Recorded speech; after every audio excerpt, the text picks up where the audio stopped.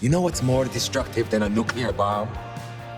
Words. Kim Jong-un is one of the most reclusive leaders around. But if there's one thing we know, it's that the North Korean dictator loves food. Even though he rules over an impoverished people, Kim indulges in all kinds of delicacies, from shark fin soup to Cristal. So let's peek behind the curtains at the top 15 things Kim Jong-un eats. Fake grapefruits! Fake! Caspian Sea Caviar. No. My monkey hates this caviar. Caviar is the roe or ripe egg masses of Caspian Sea and Black Sea sturgeon. This is the most coveted and expensive version of caviar, but other species of fish are acceptable as well, including salmon, trout, and whitefish. Caviar is a delicacy that is used as a garnish or as a spread on thin crackers, or sometimes a small pancake called a blini. However, if you want to cut out the middleman, you can eat caviar right off the spoon. Not just any spoon, you're supposed to use a mother-of-pearl spoon to avoid changing the taste of the fish. So many rules, Arnold. There's so many rules. Kim Jong-un is a man of expensive tastes, so of course he only wants the beluga sturgeon caviar from the Caspian Sea. Unfortunately, this species of fish is very much endangered and could go extinct. So chalk up another atrocity to the North Korean dictator. I mean, have you no shame? Pizza. Time is money, money is power, power is pizza, pizza is knowledge. Let's go. Kim Jong-un's father, Kim Jong-il, the previous ruler of North Korea, was known to have a fondness for pizza, and he liked to top his pies with salami, pepperoni, and prosciutto. According to a chef that worked for the Kims, pizza was a favorite dish. Kim Jong-il liked pizza so much that he eventually ordered that an Italian restaurant be built in his communist paradise. After all, who doesn't like a good pie? Not me, I hate pie. What are you talking about? Who hates pie? Apparently, the Kims gravitate toward the meat lovers varieties, even though the people of North Korea rarely get any meat, except perhaps some fish heads. Kim Jong-un's love of cheese has been well documented, so we can assume he likes generous amounts of cheese on his pizza, along with piles of fatty meats. Does Kim Jong-un have a sweet tooth? Information out of the Hermit Kingdom is scarce, even about what its leader, Kim Jong-un, eats. There doesn't seem to be specific information about whether he has a sweet tooth or not, so he might not enjoy a sweet hermit cookie. How could you?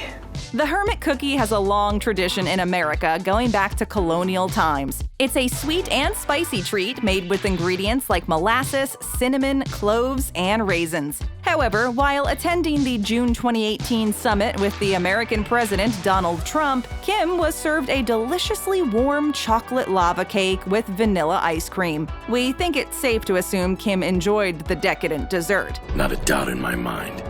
Top-notch Brazilian coffee. Coffee solves everything. The North Korean dictator spends several $100,000 a year on the coveted coffee from South America. He's not the only one who likes Brazilian coffee, since the country produces 2/3 of the world's coffee supply. Like many coffee lovers, Kim probably appreciates the low acidity levels found in the beans that are grown and harvested in Brazil. Some areas of the country have a rich red soil that produces relatively sweet, full-bodied coffee beans. The best Brazilian beans can sell for as much as $500 a pound. It seems a little ridiculous to spend that kind of money on coffee, but for a dictator that presides over one of the poorest countries in the world, it's downright obscene. You should be ashamed of yourself. Lobster. I renounce all worldly pleasures, except for lobster.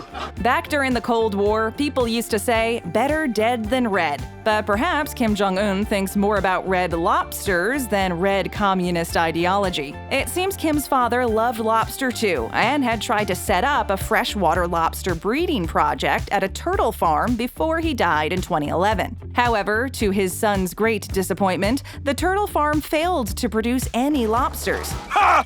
Gullible! Loser! Kim Jong-un was very unhappy when he toured the farm in 2015 and found that the lobster project had been a complete failure. If the hungry despot wants to see lobsters boiling in a pot, he'll have to go to Red Lobster just like everyone else. Shark fin soup. You disgust me. When people of a certain age think of sharks, they likely think about the giant great white shark in the 1975 movie Jaws. It's a good bet that when Kim Jong-un thinks about sharks, he thinks about shark fin soup. This is a traditional Chinese dish that is prepared either as a soup or a heartier stew. Interestingly, the shark fin only provides texture to the dish, while the flavor comes from other ingredients. Since the shark fin isn't providing much in the way of flavor, it seems kind of pointless to include it in a soup and then call it shark fin soup. Because shark fin soup is so popular in Asian cultures, sharks are being hunted to extinction. So, to add on to all the other bad behavior by the North Korean dictator, he is also contributing to the demise of some of the world's great species of fish.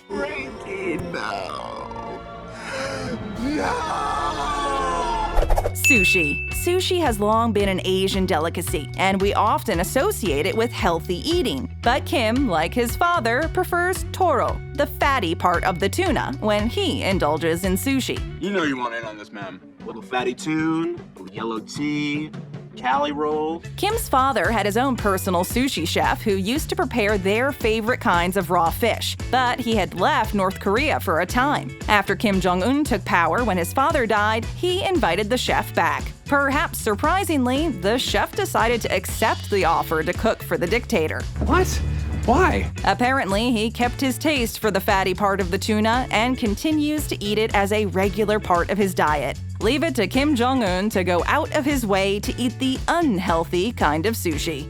Kobe beef steaks. A lot of people like their steak rare, but Kim Jong-un decided to take this literally. The dictator has developed an appetite for Japan's rare and expensive beef that comes from the Wagyu breed of cattle. This coveted meat is commonly referred to as Kobe beef, after the city in Japan where the beef comes from. Japan has a specific system for raising its cattle in order to produce the high-quality beef with its characteristic flavor, tenderness, and marble structure. And they even account for the color of the meat. That sounds intense. Well, it's a fine balance. The choicest pieces of Kobe beef earn an A5 grade. This kind of quality doesn't come cheap, as a pound of this meat can cost you $150. Even the lowliest cut of beef is well beyond the hopes of most of the North Korean people, who subsist on things like boiled rice, porridge, and bean paste. It's likely Kim favors the A5 Kobe beef if he can get it. Give it to me.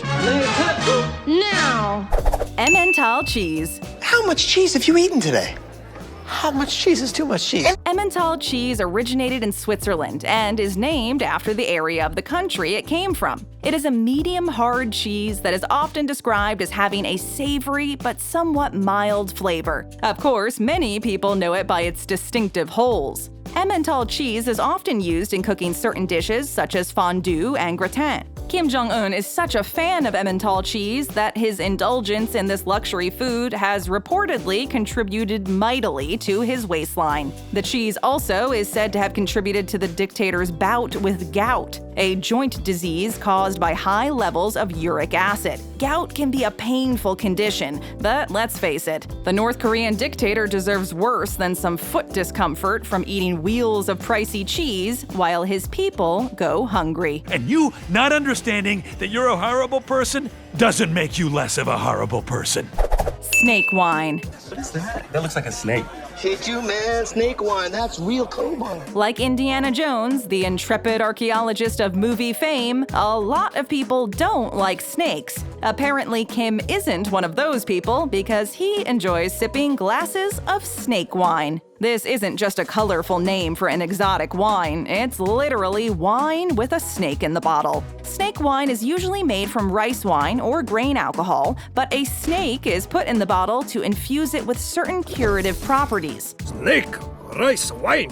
Oh, that's disgusting. Wine made of rice? Snake wine was introduced in China centuries ago and spread throughout Asia because of its reputation of being able to cure a number of ailments. This sounds a lot like what we in the West would refer to as snake oil. Regardless of the reasons one might drink snake wine, it seems like it would be an acquired taste at best.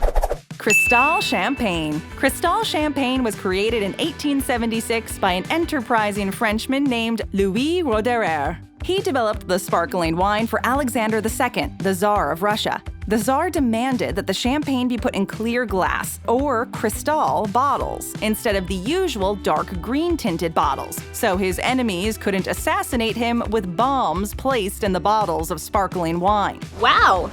Talk about paranoid. Does this kind of paranoia remind you of any present-day dictators? Kim Jong-un likes champagne, but he loves Cristal because it is considered the best. Kim also likes caviar, and it just so happens that this delicacy pairs very well with Cristal. While any champagne would do, it's nothing but the best for the fearless leader. Jesus, you're such a food snob.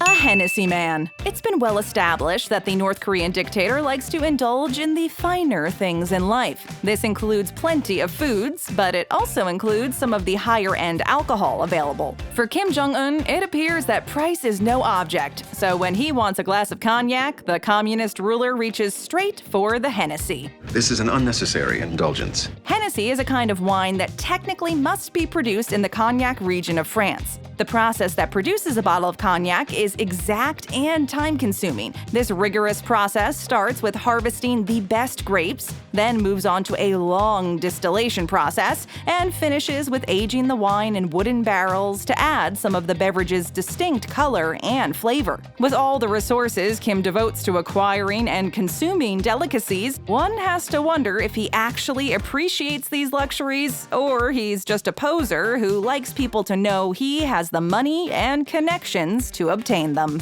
You are trying way too hard. He always drinks wine. Everything's better with some wine in the belly. Kim Jong-un may not be a vampire, but he's probably even more frightening. When he's not making life difficult for his people, he likes to relax with a nice glass of wine. What kind of wine, you ask? This is Kim Jong-un, so only the best will satisfy his discerning palate. We have an amazing Bordeaux. Is the most expensive? Yes, I believe it is. According to reports, he favors French wine and has boasted about drinking 10 bottles of the expensive alcohol in a single evening. This is a rather dubious feat, especially from someone who lies with the ease most people breathe, so we can't really take Kim at his word. Every word out of your mouth is like the squawk of an ugly pelican. Like most reports that trickle out of North Korea, it's often hard to know what's true and what isn't. But according to some reports, Kim has lost a bit of his passion for wine recently in favor of Russian vodka. Kim Jong-un and Russian vodka. Vodka originated in Russia and Poland and was traditionally made from potatoes. More recent varieties of the liquor can also use fruit or sugar as the base. Despite the potato's lowly reputation, Russian vodka is a coveted commodity that has not escaped the attention of Kim Jong-un. I must have it. Former NBA player Dennis Rodman has recounted a story in which he hung out with the dictator in North Korea. At the party, vodka flowed freely as they enjoyed karaoke and the company of attractive women. Rodman explained that everyone got quite drunk on copious amounts of the Russian staple, but that's still no excuse for Rodman enjoying the company of a brutal dictator. You disappoint me! However, it isn't all going to plan for Kim. In February 2019, Dutch customs officials seized 90,000 bottles of Russian vodka they believed was on its way to the Hermit Kingdom. Ooh, that's gotta sting. Go ahead and tap on one of our other great videos. Hit that subscribe button and ring that bell to join our notification squad.